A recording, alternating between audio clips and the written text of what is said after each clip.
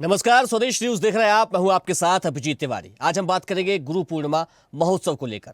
गुरु गोविंद दो खड़े काके लागो पाए, बलिहारी गुरु आपने गोविंद दियो बताए। यह दोहा गुरु की महिमा को दर्शाता है, जो ईश्वर का मार्ग दिखाते हैं। भारतीय संस्कृति में गुरु का स्थान अत्यंत ऊंचा और पूजनीय है, जो हमारे जीवन के अज्ञान के अंधकार को मिटाकर ज्ञान का प्रकाश फैलाता है। गुरु हमें सही दिशा दिखाते हैं, जीवन को सार्थक बनाते हैं। गुरु पूर्णिमा का पर्व गुरु के प्रति श्रद्धा, समर्पण और कृतज्ञता व्यक्त करने का एक पावन अवसर होता है। भारतीय परंपरा में यह दिन गुरु को प्रणाम करने, उनसे आशीर्वाद लेने और उनके उपदेशों को स्मरण करने का दिन होता है। यह पर्व आध्यात्म, शिक्षा, संस्कृति और संस्कारों से गहरे रूप से जुड़ा हुआ है। मध्य प्रदेश में भी मोहन सरकार विरासत से विकास को सहेजते हुए आगे बढ़ रही है। यही वजह है कि प्रदेश सरकार द्वारा गुरु पूर्णिमा उत्सव पर 2 दिवसीय विभिन्न कार्यक्रम आयोजित किए जा रहे हैं। प्रदेश में सभी विद्यालयों एवं महाविद्यालयों में कार्यक्रम हो रहे हैं, जिसमें जनप्रतिनिधि, प्रबुद्ध नागरिक, गुरुजन एवं साधु संतों की भागीदारी भी सुनिश्चित की गई है। मुख्यमंत्री डॉक्टर मोहन यादव ने भोपाल शहर में कमला नेहरू स्कूल सांदीपनी विद्यालय का लोकार्पण किया। इस मौके पर उन्होंने गुरु पूर्णिमा की शुभकामनाएं दी। मुख्यमंत्री डॉक्टर मोहन यादव ने गुरु का महत्व बताते हुए कहा कि गुरु अंधकार से प्रकाश की ओर ले जाता है।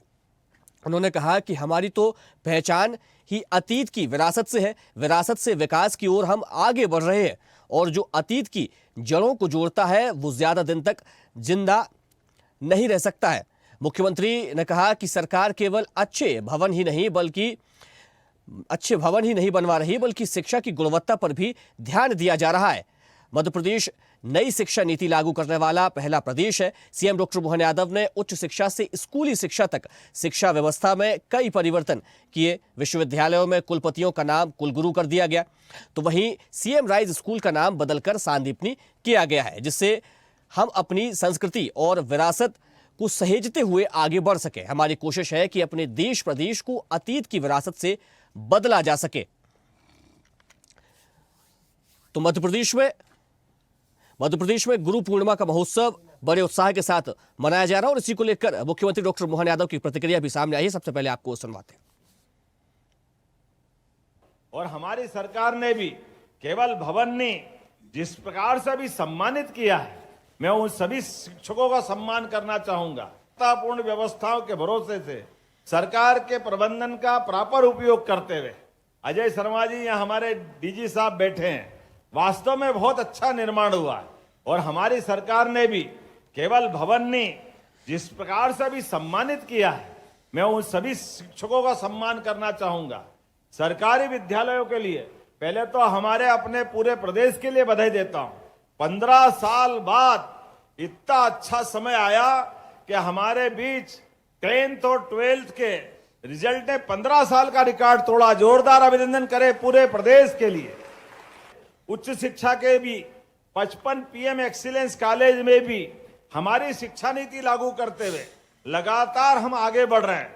और अब दुनिया भारत को जिस विशेष दृष्टि से देखती है, आज वो दिवस है, और हम सब गुरु पूर्णिमा के अवसर पर अपने अपने स्थान पर अपने अपने तरीके से कार्यक्रम करते हैं। मुझे इस बात का गर्व है कि यशस्वी प्रथम सरसंघचालक डॉक्टर केशवराव बलराम हेडगेवार जी ने राष्ट्रीय स्वयंसेवक संघ की स्थापना करते हुए गुरु परंपरा में भगवाध्वज को उन्हें स्थान दिया था, और इसीलिए सभी स्वयंसेवक गुरु पूर्णिमा के अवसर पर अपने अपने तय प्रणाम करने भी आते हैं और अपने समर्पण करने भी आते हैं। मैं वर्षों तक पहले उज्जैन में स्वयं इस कार्यक्रम में शामिल होता रहा हूँ, आज यहाँ शामिल हुआ, और गुरु पूर्णिमा के अवसर पर आज हमारे द्वारा सांदीपनी विद्यालय का यहाँ लोकार्पण हुआ। इसके साथ साथ पूरे प्रदेश के उच्च शिक्षा विभाग के, स्कूल शिक्षा विभाग के सभी प्रकार के विद्यार्थियों को उनके विद्यालय, महाविद्यालय, विश्वविद्यालय, छात्रावास, अलग अलग प्रकार की सौगातें भी मिलेगी। और साथ ही साथ जो छठी और 9वीं के विद्यार्थी जिनके घर 4 किलोमीटर से ज़्यादा दूर है, ऐसे 5 लाख विद्यार्थियों को साइकिल देने की शुरुआत आज ही से की जाएगी। मेरी अपनी ओर से गुरु पूर्णिमा के अवसर पर आप सबके माध्यम से सभी को बधाई।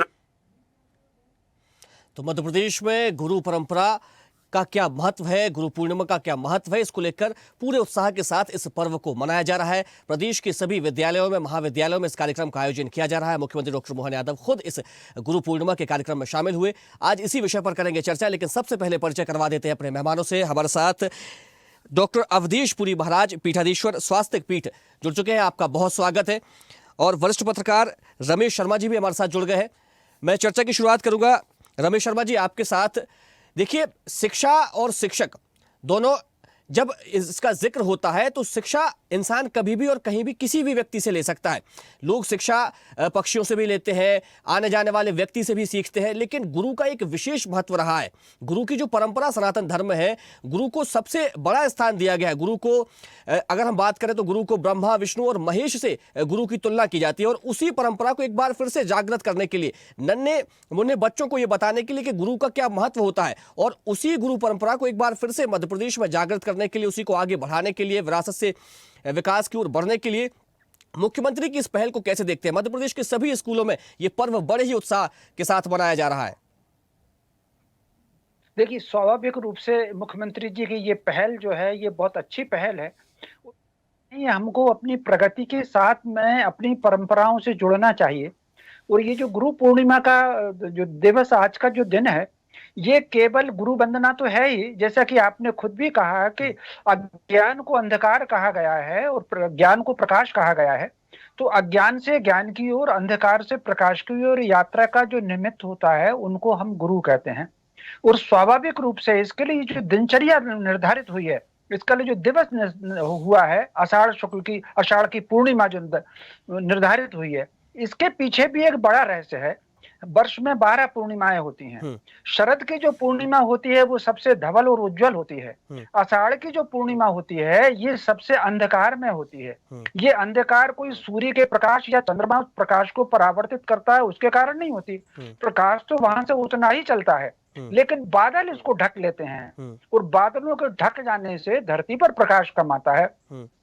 तो ठीक उसी प्रकार अज्ञान, जो आत्मा जो है वो ज्ञान का दीप है, लेकिन कहीं ना कहीं हमारी दिनचर्या है जिसके कारण हमारा अज्ञान हमारे आत्मा को ढक लेता है, और हमारी जो परम ब्रह्म की यात्रा होती है उसमें बाधा डालता है। तो इस प्रतीक के रूप में आषाढ़ की पूर्णिमा को कहा गया। और गुरु वही है। एक और बात समझ लीजिए, आचार्य में, गुरु में और सदगुरु में बहुत अंतर होता है। आचार्य जो होता है वो निर्धारित पाठ्यक्रम है, वही पढ़ाते हैं। शिक्षक के साथ जो छात्र भी होते हैं, आचार्य के साथ विद्यार्थी होते हैं। फिर गुरु जो होते हैं वो व्यक्तित्व का विकास करते हैं। व्यक्ति के क्या उसकी क्षमता है, उसकी मानसिक क्षमता, उसकी बौद्धिक क्षमता, उसकी शारीरिक, किसी भी व्यक्ति को गढ़ने का काम गुरु करते हैं। निश्चित रूप से तो व्यक्ति को गढ़ने का काम गुरु करते हैं। और फिर जो सदगुरु होते हैं वो लौकिक के साथ साथ अलौकिक की यात्रा का भी देते हैं। इसीलिए गीता में आगे चल करके कृष्ण ने कहा है, अर्जुन ने कहा भगवान कृष्ण को कि मुझे सदगुरु की भांति उपदेश करिए। तो कुल मिला करके मोहन यादव जी ने उन परंपराओं से जोड़ा। आज अगर हम अपने समाज में भटकाव अगर देख रहे हैं तो कहीं ना कहीं परंपराओं से दूर होने के कारण समाज में भटकाव है। और ये अगर समाज को फिर से नई दिशा में देना है, वो फिर से हमको उन्नत बनना है, विश्व गुरु की तरफ अगर हमको जाना है, तो सबसे पहले तो हमको ज्ञान लेना ही होगा, और उस ज्ञान के लिए अपनी परंपराओं से जुड़ना होगा। और मोहन यादव जी ने जो अच्छा काम किया है, उसके साथ साथ मेरा ये जरूर आपके माध्यम से उनको सुझाव है, ये केवल नामकरण तक सीमित ना रह जाए, कार्यक्रम एक उत्सवी वातावरण तक सीमित ना रह जाए, ये कहीं ना कहीं आकार ले, और उसमें ऐसे लोग जुड़े जो समर्पित भाव से कहीं ना कहीं अपने शिष्यों को तैयार कर सकते हैं। जी चलिए, हमारे साथ डॉक्टर अवधेश पुरी जी महाराज पीठाधीश्वर स्वास्थ्य पीठ जुड़ गए। अवधेश पुरी जी, जिस प्रकार से ये गुरु पूर्णिमा का जो उत्सव मध्य प्रदेश के भीतर मनाया जा रहा है, लेकिन इससे इतर अगर हम बात करें तो पूरे भारत में हम देखें जो पाश्चात्य सभ्यता है वो कहीं ना कहीं अब हावी होती चली जा रही है। जो बच्चे हैं जो स्कूल जाते हैं, तो वो शिक्षकों और उनके बीच का जो तालमेल है वो कहीं ना कहीं कभी कभार ऐसा भी हो जाता है कि कई बार हमने देखा गया कि शिक्षकों के प्रति बच्चों के मन में वो आदर और वो भाव नहीं रहा है। लेकिन अगर हम पहले के दौर को देखें तो गुरु के प्रति जो भाव हुआ करते था उनके छात्रों में, यानी कि गुरु को ही वे सब कुछ मानते थे। माता पिता के बाद यदि कोई दूसरा उनकी जीवन में होता था तो वो गुरु होता था। और उसी भाव को एक बार फिर से जागृत करने के लिए मध्य प्रदेश की सरकार ने गुरु पूर्णिमा के महत्व और गुरु के महत्व को बताने के लिए एक बड़े कार्यक्रम का आयोजन किया है। इस पूरे कार्यक्रम को आप कैसे देखते हैं? जी, ये बहुत ही प्रशंसनीय कार्यक्रम है। और मैं जहाँ तक समझता हूँ कि माननीय डॉक्टर मोहन यादव जी संस्कृति से बड़े जुड़े हुए रहे हैं और उनके हृदय में संस्कृति के लिए, धर्म के लिए, संस्कारों के लिए बड़ा स्थान शुरू से ही था। और उनको अवसर मिला है तो वो निश्चित रूप से कुछ कर दिखाने का प्रयास कर रहे हैं। इसके लिए हम उनको बहुत बहुत बधाई देते हैं, शुभकामनाएं देते हैं। और निश्चित रूप से हम पाश्चात्य संस्कृति की अंधी दौड़ को अगर रोक पाएंगे तो इन्हीं सब आयोजनों के माध्यम से रोक पाएंगे, क्योंकि इतना आसान नहीं है। हम हजारों वर्ष गुलाम रहे, कोई एक दिन की तो कहानी है नहीं, बड़ी लंबी कहानी है। कहाँ मुगलों का साम्राज्य रहा, कहाँ फिर अंग्रेजों का रहा, और कहाँ फिर कांग्रेस का शासन काल रहा, जिसमें हम गुलाम के गुलाम ही बने रह गए। जैसा भी पाश्चात्य संस्कृति की हम बात कर रहे थे, शर्मा जी भी कह रहे थे, मैं सुन रहा था, उनको बहुत अच्छा बोल रहे थे। रियली हुआ यह है कि हमने स्वतंत्रता के बाद अपने देश की संस्कृति को अपनाने की बजाय हम पश्चिमी संस्कृति की ओर बढ़ गए। और उसके कारण पीछे जो ठोस कारण रहा वो यह रहा कि ऐसी विचारधारा ने इस देश पर शासन किया जो कि पश्चिमी विचारधारा से 100% प्रभावित थी। और मैं तो कहूंगा कि मान लीजिए कुछ जैसे कि उसी विचारधारा के लिए उसने काम किया हो, उस विचारधारा का ही पोषण किया हो, तो उसका परिणाम ये हुआ कि हमारे संस्कार जो है, जो हजारों साल की गुलामी के जो संस्कार थे, उनमें जिस प्रकार से एक निखार आना चाहिए था, एक बदलाव आना चाहिए था, जिस प्रकार से अपनी संस्कृति से, सनातन से, अपने राष्ट्र से, राष्ट्रीयता से जुड़ना चाहिए था, उतना हम नहीं जुड़ पाए। मैं जहां तक समझता हूँ कि जब से केंद्र में मोदी जी की सरकार आई है तो हम कहीं ना कहीं अपने धर्म और संस्कृति की ओर आकर्षित हुए हैं। कहीं ना कहीं हमारे अंदर एक बहुत ही एक दिव्य चेतना काम कर रही है कि हम अपने धर्म और संस्कृति की जो गरिमा है, जो महिमा है, उसको समझ पा रहे हैं। और प्रदेश में माननीय डॉक्टर मोहन यादव जी ने भी संस्कृति से और संस्कारों से जोड़ने की जो पहल की है, उनके अनेक पहल हैं, कोई एक ही नहीं। आपने ये भी देखा, इससे पहले भी उन्होंने ऐसे कई काम किए हैं जिससे हम कह सकते हैं कि हाँ, सच्चे अर्थों में से धर्म का, संस्कृति का और संस्कारों का विकास होगा। तो मैं जहां तक मानता हूं कि जो पहल है उनकी अपने आप में बहुत ही श्रेष्ठ पहल है। और आज का दिन तो वास्तव में गुरु के लिए समर्पित दिन है। अज्ञानतिमिरान्धस्य ज्ञानांजन शलाकया चक्षुरुन्मीलितं येन तस्मै श्री गुरुवे नमः। जैसा कवि शर्मा जी भी पहले कह रहे थे कि जो अज्ञान है, अज्ञान मीन्स अंधकार, अंधकार को दूर करने के लिए है, गु माने अंधकार, रू माने प्रकाश, तो गुरु जो है अंधकार को दूर करने के लिए प्रकाश की भूमिका निभाता है। तो उस प्रकाश की भूमिका को निभाने के लिए अनेक माध्यम हो सकते हैं। ये प्रोग्राम भी माध्यम हो सकते हैं, व्यक्तिगत रूप में अनेक माध्यम हो सकते हैं। हम किसी व्यक्ति से सीख सकते हैं, किसी परिस्थिति से सीख सकते हैं, किसी वस्तु से सीख सकते हैं। जहां से हम सीख लें, जहां से हमको हमें अपनी जो चेतना है उसका विकास करने में हमको अवसर मिले, मैं समझता हूँ वहीं से ज्ञान को प्राप्त किया जा सकता है। और गुरु तो गुरु है, गुरु के बिना तो इस संसार में मनुष्य तो हम बन नहीं सकते, कम से कम पशु के पशु ही रह जाएंगे। मनुष्य में और पशु में अगर कोई विभेद रेखा खींचता है तो उसका नाम है गुरु। वो गुरु तत्व है और एक ऐसा तत्व है जो कि सदे है अपविदेहा नाम कहा गया, जो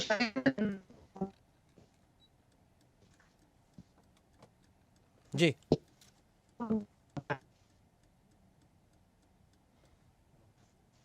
महाराज जी, आपकी आवाज नहीं आ रही है, मैं लौटूंगा आपके पास।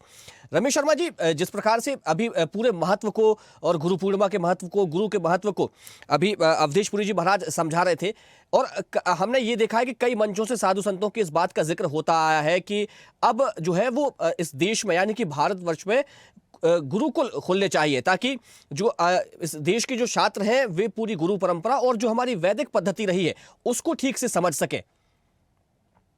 ये बिल्कुल आपने ठीक कहा। और जैसा कि स्वामी जी ने कहा कि हम स्वतंत्रता के बाद भी पश्चिम की संस्कृति से मुक्त नहीं हो पाए, उसका सबसे बड़ा कारण यह है कि अगर हम दासत्व की जंजीर को अपना आभूषण समझ करके, उसको चमका करके उसमें अपने को खुद गौरवान्वित करने लगे तो वो समाज कभी भी स्वत्व की ओर नहीं जा सकता।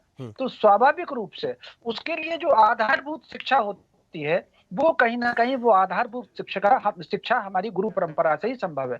तो सरकार अब जो प्रयत्न कर रही है, कहीं ना कहीं अपन को उसकी धरती से जोड़ने का जो प्रयत्न कर रही है, हमारी जो शिक्षा है, हमारी जो पद्धति रही है, शिक्षा पद्धति, गुरु परंपरा की, विद्यार्थी परंपरा की, ये जो शिक्षा पद्धति रही है, ये कहीं ना कहीं मनुष्य को मनुष्य बनाने की तरफ, जो स्वामी जी ने कहा कि जन्म से तो पशु और मनुष्य सब एक होते हैं, लेकिन जैसे ही हम कहीं ना कहीं अपना यज्ञोपवीत होता है और आकर के फिर हम द्विज बनते हैं, उसको द्विज जन्म कहा गया। पहला जन्म अंधकार का है, दूसरा जन्म प्रकाश का है। फिर वेद पढ़ना आरंभ करते हैं, तब हम विप्र होते हैं, और फिर जब हमको ब्रह्म ज्ञान मिलता है, शिष्य शब्द जो बनता है, शिष्य शब्द भी शेष से बनता है। शेष क्या है? शेष परम ब्रह्म है। तो जिस शेषत्व की जो यात्रा है, उस यात्रा पर जो व्यक्ति निकलता है, उसको शिष्य कहा गया है। तो कहीं ना कहीं ये जो, फिर ये जो हमारा विकास है, व्यक्ति का विकास, वो जो अंग्रेजों की शिक्षा पद्धति थी, वो सारी नौकर बनाने की शिक्षा पद्धति थी।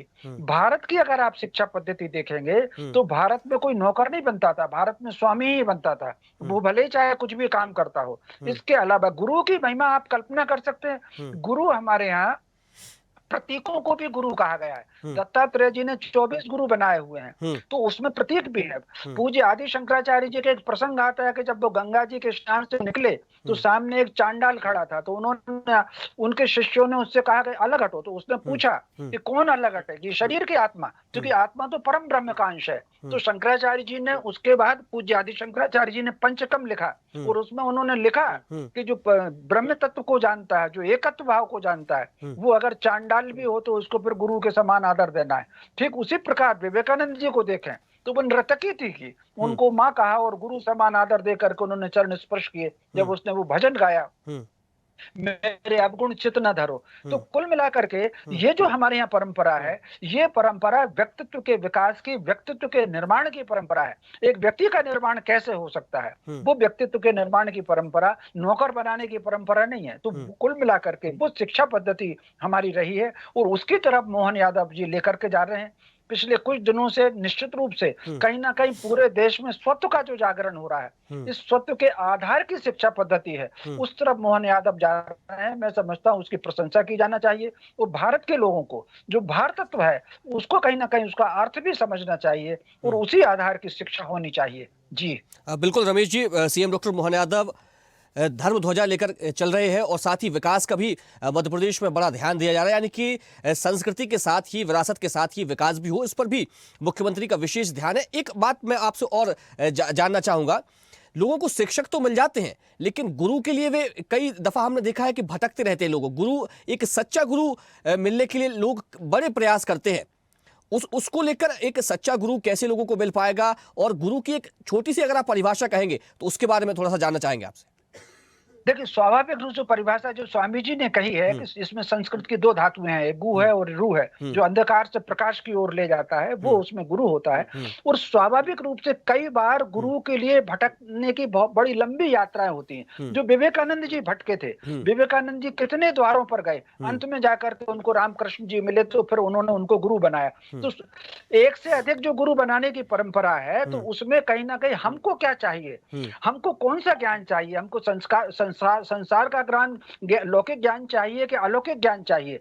हमको उस ज्ञान के लिए आपकी रुचि सबसे पहले होना चाहिए, उस रुचि के अनुरूप। ऐसे उदाहरण भी हैं, जैसे कि मैंने भगवान परशुराम जी के 7 गुरु रहे, रामचंद्र जी ने वशिष्ठ जी के बाद फिर विश्वामित्र जी को भी गुरु बनाया, आगे चल करके उन्होंने अत्रि ऋषि को भी गुरु समान आदर दिया।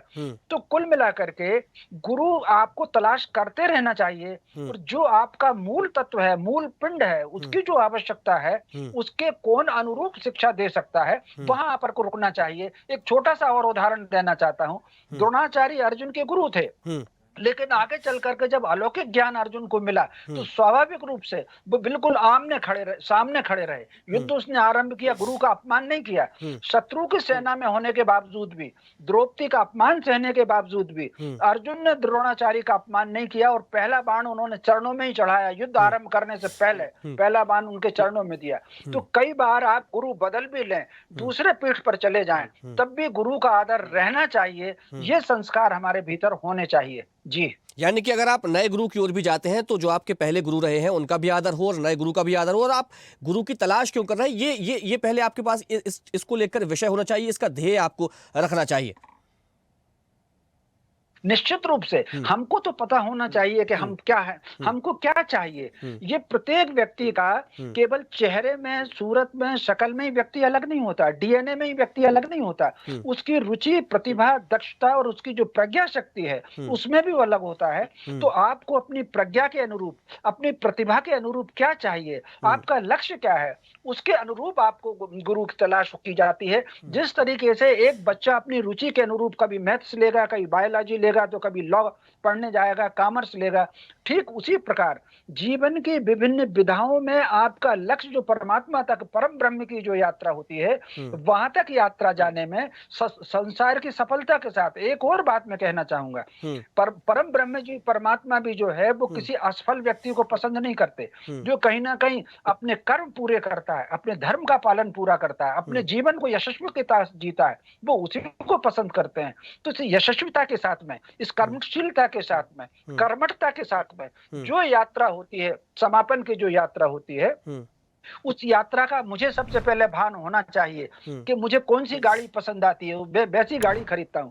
तो ज्ञान के मामले में भी मेरी रुचि किस बात की है वो मुझे पता होना चाहिए। उसके अनुरूप फिर मुझे गुरु ढूंढना चाहिए और गुरु के चरणों में बैठ करके फिर उसका ज्ञान लेना चाहिए।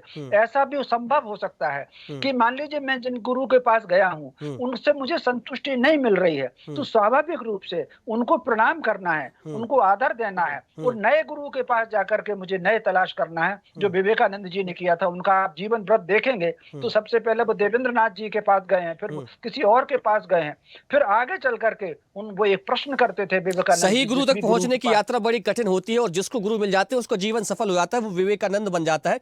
ये बड़ी बात आपने कही है। मैं एक आखिरी कमेंट लूंगा डॉक्टर अवधेश पुरी जी महाराज से। महाराज जी, हम जिस प्रकार से देखते हैं कि जो छात्र होते हैं, पहले अब स्कूलों में नवाचार किए जा रहे हैं, उसको बहुत से स्कूलों को अपनी जो संस्कृति है उससे जोड़ा जा रहा है। पहले जहां जो छात्र सुबह की शुरुआत करते थे गुड मॉर्निंग के साथ, आज वे स्कूलों पहुंचकर वंदे मातरम कहते हैं। तो ये एक नवाचार हमें देखने को मिल रहा है। लेकिन जिस प्रकार से ये जो तमाम स्कूल है अब भारतीय संस्कृति से जुड़ रहे हैं, लेकिन अगर इन पाठ्यक्रमों में हमारी जो वैदिक पद्धति रही है, हमारे जो वैदिक शास्त्र रहे हैं, अगर उनको भी पाठ्यक्रमों में शामिल कर दिया जाए तो छात्रों के जीवन पर इसका कितना अच्छा प्रभाव पड़ेगा? वो निश्चित रूप से फिर मनुष्य बन करके स्कूल कॉलेजों से बाहर निकलेंगे। अभी वो मशीन बन करके बाहर निकलते हैं। अभी उनका एक ही टारगेट रहता है कि पैसा कमाना है, पेट भरना है। अब कहीं माँ बाप पड़े हैं, उनके प्रति उनका कोई लगाव नहीं, कोई रुचि नहीं, कहीं कोई है, अपने बड़े बुजुर्ग हैं, केवल पैसा पैसा और पैसा। तो ये केवल पैसा कमाने के लिए मनुष्य जीवन नहीं है। मनुष्य जीवन जो है उसमें जब तक संस्कार नहीं है, सभ्यता नहीं है, तब तक हम किस बात के मनुष्य हैं।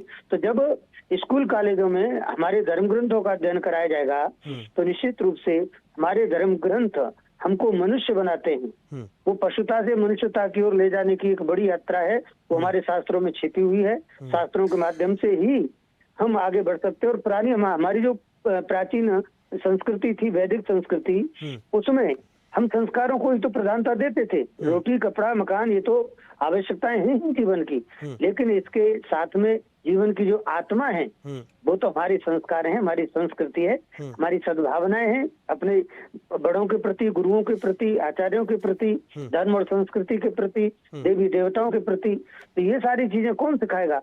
ये सारी चीजें सिखाएंगे हमारे शास्त्र, हमारे धर्म ग्रंथ। बिल्कुल, तो शास्त्र और गुरु एक किसी भी व्यक्ति के जीवन को तराशने के लिए बहुत अहम कड़ी होते हैं, यानी कि उसके जीवन को पूरा कैसे गढ़ा जाए ये गुरु तय करते हैं और गुरु ही उस व्यक्ति के जीवन को और व्यक्तित्व को तराशते हैं और बनाते हैं। समय सीमा के चलते इस चर्चा को हमें यही विराम देना पड़ेगा। हमारे साथ जुड़ने के लिए डॉक्टर अवधेश पुरी जी महाराज आपका बहुत धन्यवाद और रमेश शर्मा जी आपका भी बहुत शुक्रिया। तो मध्य प्रदेश में गुरु पूर्णिमा का त्योहार बड़े ही उत्सव के साथ मनाया जा रहा है। प्रदेश के सभी विद्यालयों में, महाविद्यालयों में इस उत्सव को मनाया गया, पूजा की गई, यहाँ पर गुरु के महत्व को बताया गया, गुरु पूर्णिमा के महत्व को समझाया गया। आखिर एक जो गुरु होता है वही अपने एक छात्र के जीवन को ऊंचाइयों तक ले जाता है। उसका ये स्वप्न होता है कि उसका जो छात्र है वो आगे चल करके बहुत नाम करे, योग्य बने, सुयोग्य बने। इस तरह से लगातार गुरु अपने छात्र को तराशता रहता है और उसके जीवन में नित नई ऊंचाइयां आए, इसके लिए गुरु काम करता है। फिलहाल इस चर्चा में इतना ही। मुझे दीजिए इजाजत। बने रहिए स्वदेश न्यूज के साथ, सबसे पहले देश। देखते रहिए स्वदेश न्यूज। अगर आप इस वीडियो को सोशल मीडिया हैंडल फेसबुक या इंस्टाग्राम पर देख रहे हैं तो हमें फॉलो करें। अगर यूट्यूब पर देख रहे हैं तो सब्सक्राइब करें और बेल आइकन दबाना ना भूलें।